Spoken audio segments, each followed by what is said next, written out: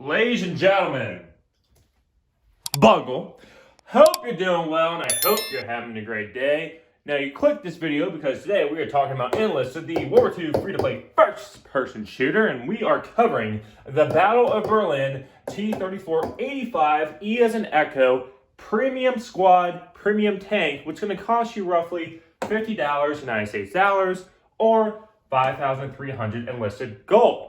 Now, the reason this is a gold tank and everything like that is because you can't pick this up on the Enlisted store. So the best practice here is to go and purchase the $50 relative currency from your country gold bundle, because you get the best value for gold and everything. If you're trying to game it and everything like that, you're going to turn out, you're going to lose gold, and you're going to kind of waste money trying to game the system. So just my recommendation here, if you're looking at getting this tank, go ahead and pick up the $50 United States dollar relative currency from your country gold bundle. Now, if you're watching my channel, first time watching, first time subscribing hopefully, or if you've never heard of me and kind of what I do here is I kind of give reviews on event vehicles, premium vehicles, etc. And one of the things we're going to be talking about today, there's a T-34-85E.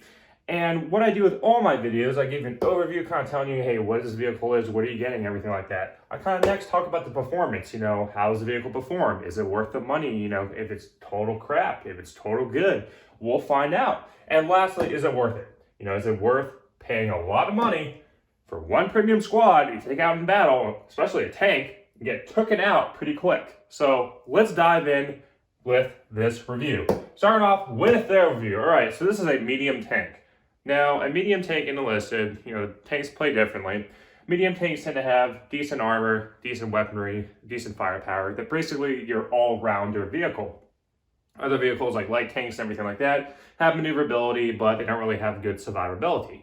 In this case, the T-34-85E as an Echo has kind of a, if you play the Battle of Berlin, playing as the Soviets, you do start off the T-34-85DT, and as you progress through the tech tree, you get another T-34-85, which basically has better frontal armor. Now, the differences between this tank than all the other T-34-85s in the game is it has shielding, and it kind of looks like it's armored plating a little bit, kind of like side skirts and everything, which is supposed to prevent a lot of stuff like Panzerfaust, detonation packs. Now, it's not going to make you invulnerable to them, but it definitely increases the survivability of this tank. And one of the things I've noticed taking this out and playing with it is that I was managing to survive bomb runs, which normally you don't. You usually get blown up if someone tries to bomb you.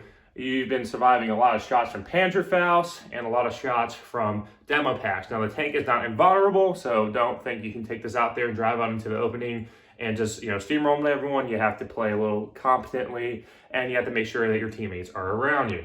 Now, going on with the performance. So you get the 85mm APHE round, as well as a high explosive round, and you have a really good machine gun. So this tank, in my opinion, the T-34-85, I can argue, given the circumstances in a game mode, especially with the default Panzer IV-J that the German players get in the Battle of Berlin, if you don't really have any Panthers out there and there's only Panzer IV-Js, you will steamroll the enemy team. I went on like a kill streak taking this tank out, like getting 9 vehicles destroyed and everything like that, including a Panther. And if the Panther player is not paying attention, you just aim for the top right of its turret, the turret cheek or whatever, and you do a shot trap basically by shooting in there, and you start killing the crew, killing the tank, making it invulnerable, and that Panther's taken out of the fight. And once that Panther's eliminated, yeah, really good luck, because at that point, if it's just Panzer IV-Js, you're going to be one-shotting, two-shotting. It's more common than one-shot, especially with the armor-piercing high explosive. This round will just nuke tanks, especially Panzer IV-Js. So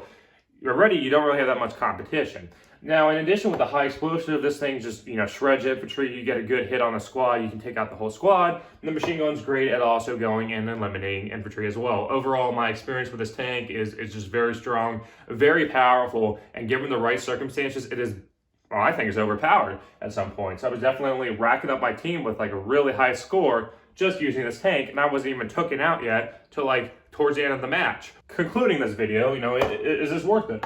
Is this worth picking up? And I'm going to argue that this is a pay for fun, and this is going to be a great grinder. Now, when I say pay for fun, it usually is pay to win. It's overpowered and everything like that. I think it's a great grinder. I think it's great for grinding XP and everything like that. Definitely one of those things you want to keep in mind when you're playing this tank. The T-34-85 is a very strong vehicle, very strong tank in War Thunder, especially the Battle of Berlin campaign, and I can highly recommend picking this vehicle up. Now, of course, with its price tag of $50, it's kind of, it's kind of an investment.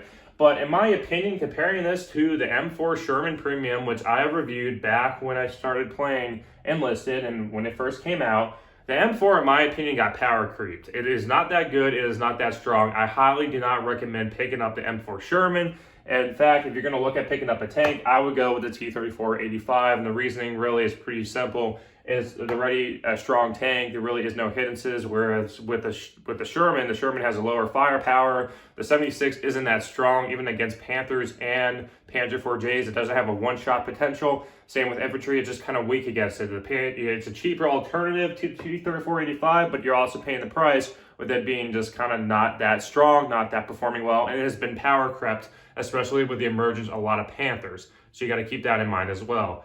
But in my opinion, if you play this tank tactically, you're playing it with your teammates around supporting you, and you're paying attention to the battlefield, you'll do great. Now, if you reach this point of the video, new viewer, possibly a new subscriber, well, I hope today is the day that I earn your subscription. Having you comment down below and mash that like button does help me with the YouTube algorithm. If you're watching this video at this point, which let's be honest, the YouTube algorithm does not lie, I don't think anyone is, so hashtag Bungalow Smelly Socks if you're a viewer or sub even watching at this point.